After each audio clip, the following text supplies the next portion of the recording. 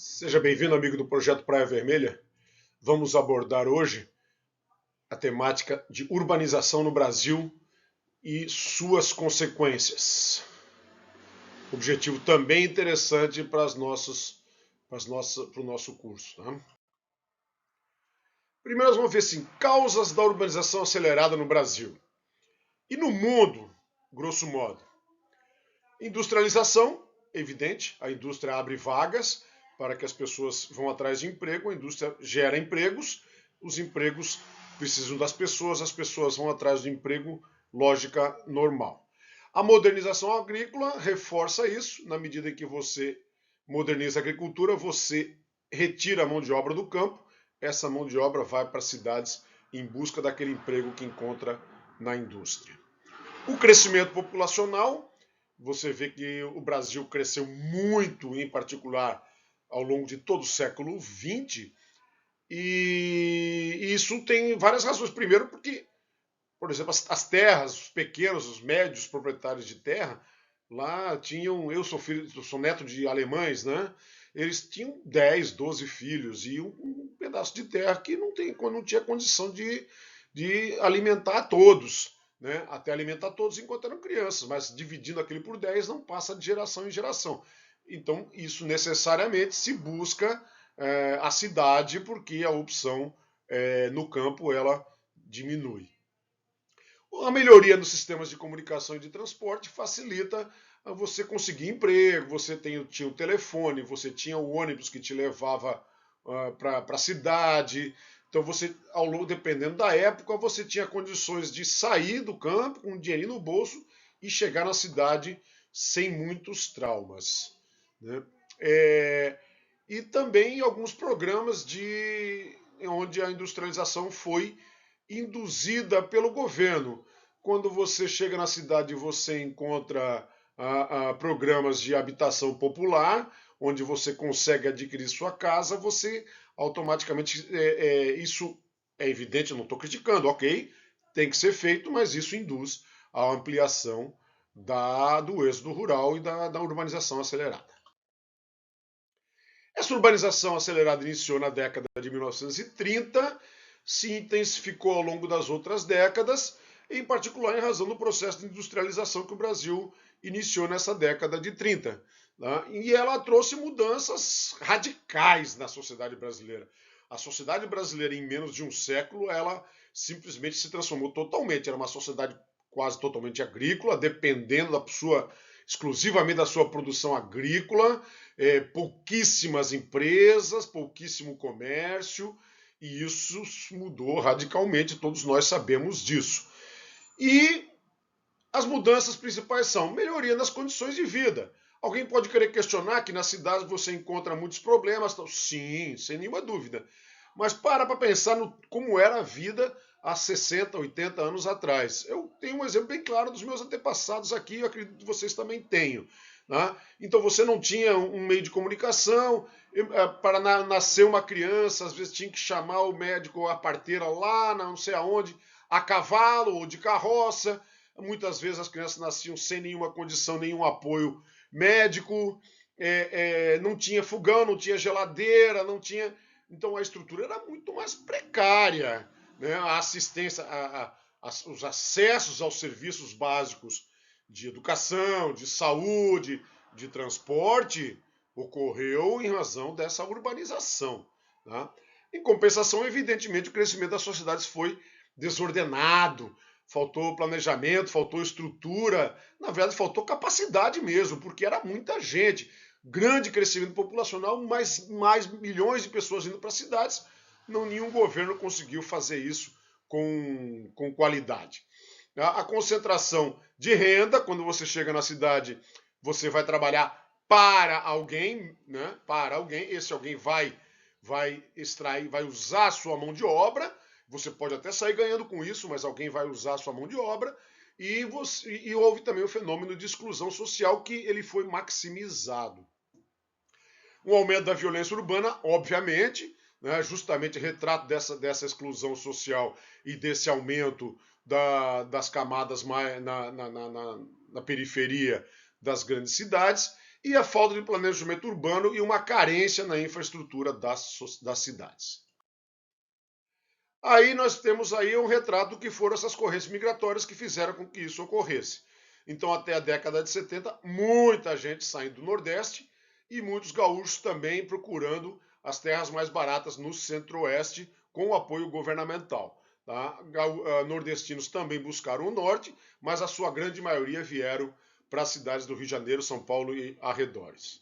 A partir da década de 70, esse fluxo diminuiu, o fluxo de gaúchos indo para o Centro-Oeste foi mais amplo, chegando lá no Acre, chegando inclusive em Roraima, né? E começaram a ter novos fluxos migratórios de pequena intensidade.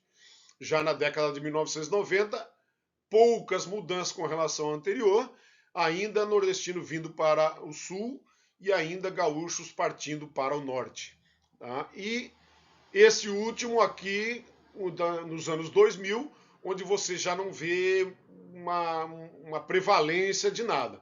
Nordestinos fluindo entre suas capitais, entre o interior, né, vindo para o sul, mas gente voltando para o Nordeste, porque as capitais do Nordeste também estão num crescimento grande. Tá? Ali no sul, uma mobilidade, gaúchos indo e gaúchos voltando, e então você não vê um fluxo migratório bem claro. Tá? Você vê um fluxo grande partindo das cidades grandes para as cidades médias, em razão das novas relações industriais. Né? Então, as indústrias estão saindo dos grandes centros, estão indo para as cidades médias e as pessoas estão acompanhando. Agora tem mais a novidade do poder trabalhar em casa. É mais uma novidade ainda iniciando, mas com certeza vai trazer transformações também nesse sentido. E você percebe também que nós estamos diminuindo o nosso crescimento populacional em razão da própria crescimento urbano, né? Em razão da própria redução do crescimento populacional. Claramente, desde o ápice na sua década de 60 e 70, o crescimento populacional vem diminuindo sistematicamente e você pode ver nessas projeções com tendência a começar a reduzir a população. Claro que isso é só questão de nascimentos e óbitos, mas pode ocorrer os fluxos migratórios para o exterior ou vindo do exterior que pode fazer essa transformação não ocorrer. O crescimento desordenado das cidades gerou basicamente 5, vamos chamar de sintomas, e nós vamos ver cada um deles agora. Dificuldades de acesso à moradia, isso porque o crescimento foi desordenado, né? Congestionamentos de trânsito, poluição de ar, da água e do solo, violência e criminalidade e tráfico de drogas e desigualdade social. Vamos lá, vamos bater cada um deles. A dificuldade de acesso à moradia, você coloca que muita gente ocuparam as áreas irregularmente, e áreas muitas vezes de risco, e áreas inclusive delicadas no campo ambiental, áreas tipo mangues, né, invadidos com grandes danos à natureza e grande risco às populações que a ocupam. Né? Isso é um fenômeno que ocorre e está aí presente, ainda não foi resolvido, embora muitas políticas públicas busquem resolvê-lo. E nesses locais, uma grande ausência das atividades do Estado. Muitas vezes esses locais são controlados por grupos marginais, ou grupos ou ONGs, ou grupos efetivamente de bandidos. Né? E às vezes o Estado ele não consegue superar esses óbices, gerando aí uma violência sistemática nessas áreas marginalizadas. Tá? E, evidentemente, a pessoa que mora num local desse, ela se sente marginalizada e é marginalizada. Tá? Então, muitas vezes, você, por morar lá, você deixa de ter o mesmo respeito de um cidadão que mora no local mais adequado. Sobre congestionamento de trânsito, uma das razões óbvias seria investir no transporte público. Um transporte público de qualidade diminui o número de automóveis. Algumas cidades já dispõem de níveis bem legais nisso. Muita gente em São Paulo e no Rio de Janeiro não tem mais carro, prefere usar o transporte público. Isso é bastante interessante. Incentivo do uso de bicicletas. Várias cidades tentaram ou estão fazendo isso, né, com ciclovias. O resultado eu reconheço que é abaixo do esperado, vamos dizer assim. Um planejamento urbano adequado, sempre se tentando fazer novas rodovias, novas vias de acesso, o que é muito difícil e muito custoso, na medida em que você já tem as suas áreas devidamente ocupadas, aí você tem que indenizar morador, você tem que fazer análise ambiental. É muito complicado você fazer novas rodovias, novas ruas, né? As ações de gestão no tráfego, essas sim, talvez são mais execuíveis, né? Estacionamentos para as pessoas pararem de ficar procurando vaga, câmeras de monitoramento, semáforos inteligentes, isso pode ajudar sim bastante e tem ajudado. Tá? E ainda a educação para o trânsito. Não parece, mas também pode ajudar bastante. Sobre a poluição ambiental, nós colocamos aqui, olhando assim, parece fácil, né? Mas vamos lá, sugestões que seriam possíveis. Não são fáceis, mas são possíveis. E são interessantes como respostas nas nossas provas. O problema de poluição ambiental, a urbanização desordenada, situação, planejamento urbano melhor, fiscalização para que essas áreas não continuem sendo ocupadas, né? Aumento da frota de veículos, transporte coletivo ou veículos menos poluentes, ajudam muito a despoluir. Nós temos, o Brasil é exemplo nisso. Nós damos uma quantidade significativa de álcool na gasolina e o nosso combustível é muito menos poluente do que a grande maioria dos países. Resíduos industriais, né? Fiscalização, repressão, multa, reeducação, conscientização. Usinas termoelétricas, tem se feito muito, usadas fontes alternativas, hoje tem vários programas de incentivo, em particular para energia eólica e energia fotovoltaica. Né? A falta de saneamento básico, evidentemente, basta investir em esgoto, isso é um problema, esgoto dificilmente dá voto, a obra fica embaixo da terra, as pessoas não veem. Tá? Então, um governo tem que estar muito consciente do que quer fazer quando manda investir em sistema de esgoto. O uso indiscriminado de agrotóxicos, tá? Em particular nas orlas das grandes cidades, onde existe aquele cinturão de vegetais e de frutas que é para o consumo das grandes cidades. Tá? A adoção de produtos orgânicos é uma solução, embora difícil, porque um produto orgânico tem muito menos produtividade. E aí você acaba precisando de mais terras. Outra solução é a biotecnologia, que ambas estão sendo usadas. Sobre violência urbana, também listamos uns problemas aí que parecem ser simples, mas evidentemente não são. Talvez o maior problema seja a impunidade. A nossa justiça não funciona e não tem como negar. Tá? Não tem como negar. Processos demoram demais, os recursos são quase infinitos, quem tem um grande advogado dificilmente vai preso, né? Quem tem que dar exemplo não dá, e o problema da impunidade é muito grave. Tá? Se investir numa ação mais efetiva da justiça, seria uma solução sensacional. Dificílima de ser aplicada. Dificílima. Nós temos aí, juízes têm 2, 3 meses de férias e mais. Porra, né? Vamos agilizar os processos. Tal. É difícil. Não é fácil. É difícil. É mexer num vespeiro gigantesco. Os índices de reincidência, que estão diretamente relacionados à questão anterior, mas se você melhorar a qualidade no atendimento, colocar presídios onde as pessoas possam trabalhar, não ficar ocioso, onde tem um atendimento mais adequado, talvez você consiga sim reeducar e diminuir os índices de reincidência que são muito grandes. Uma atuação policial inadequada. Várias polícias militares já melhoraram muito nesse quesito, adotando diversos procedimentos de treinamento, de melhoria do pagamento, de melhoria da estrutura das polícias, mas outras polícias, eu não vou nominar aqui, ainda estão muito aquém do desejado. A corrupção judiciária e policial é um problema no Brasil, a corrupção do sistema como um todo, político, judiciário e policial, em qualquer lugar que você vá, você encontra essa tranqueira que atrapalha gigantescamente o Brasil. Né? Mecanismos de fiscalização. Mecanismos de fiscalização.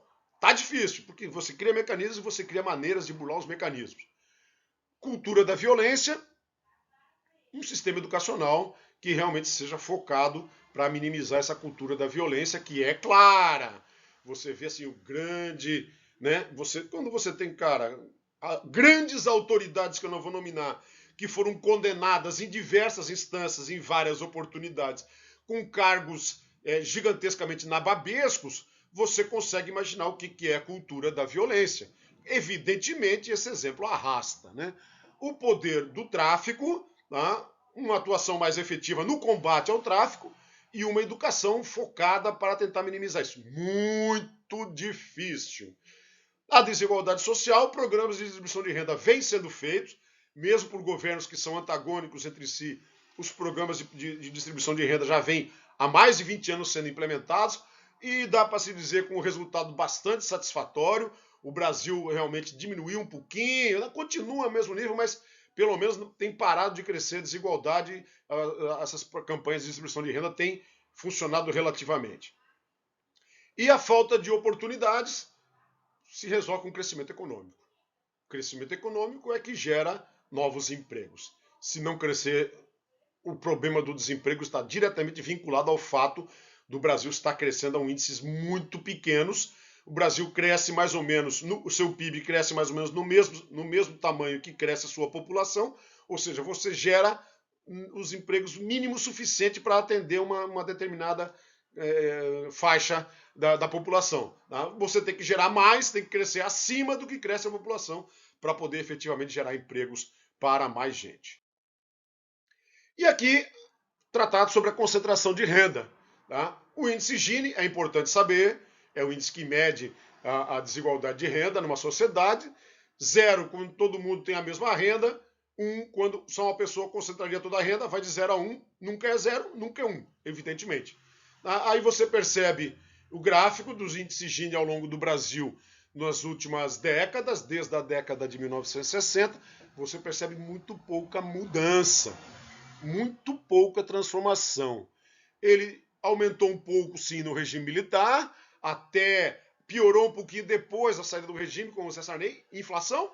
Inflação corrói. Inflação destrói o poder de compra do mais pobre.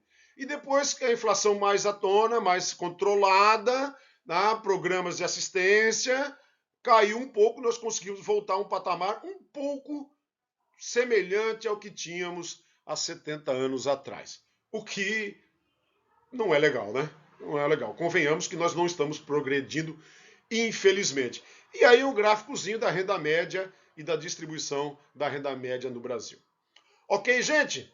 Sobre urbanização no Brasil era isso. Um forte abraço, até a próxima.